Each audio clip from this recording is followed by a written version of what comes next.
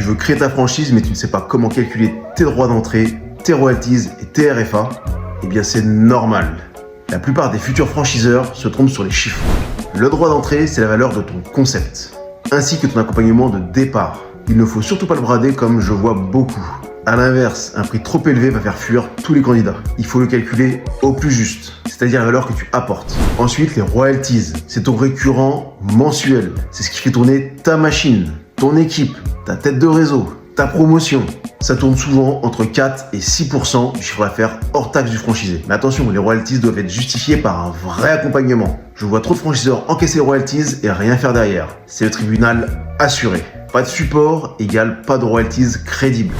Les redevances publicitaires, locales ou nationales. Attention, je vois trop de franchisés confondre entre les deux. La redevance nationale, c'est la caisse commune pour bâtir une communication forte et puissante pour le groupe tout entier. La redevance de communication locale, c'est ce qui va permettre au franchisé d'être fort sur sa zone de chalandise. Mais attention, beaucoup de franchisés essayent d'en dépenser le moins possible. En cas de faillite, à qui la responsabilité? Je t'invite aussi à prendre des RFA sur tous les achats des franchisés, que ce soit le stock, que ce soit les machines, que ce soit le mobilier, etc. Une RFA intelligente va de 2 à 5%. Parce que oui, en tant que franchiseur, tu dois gagner de l'argent. C'est pas une commission que les fournisseurs doivent ajouter à leur prix. C'est une commission que les fournisseurs doivent prendre à leur charge. Tu es un apporteur d'affaires, tu dois être rémunéré.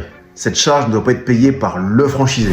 Le vrai piège, c'est de copier les taux d'une autre enseigne, sans comprendre véritablement ton propre modèle.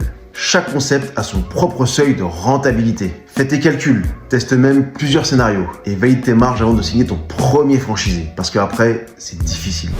Si tu veux apprendre à structurer un modèle économique, calculer tes marges, tes droits d'entrée, tes royalties, tes RFA, tes redevances de façon rentable et pro, je t'explique tout dans ma formation Créer sa franchise de A à Z. On va checker étape par étape tous ces sujets.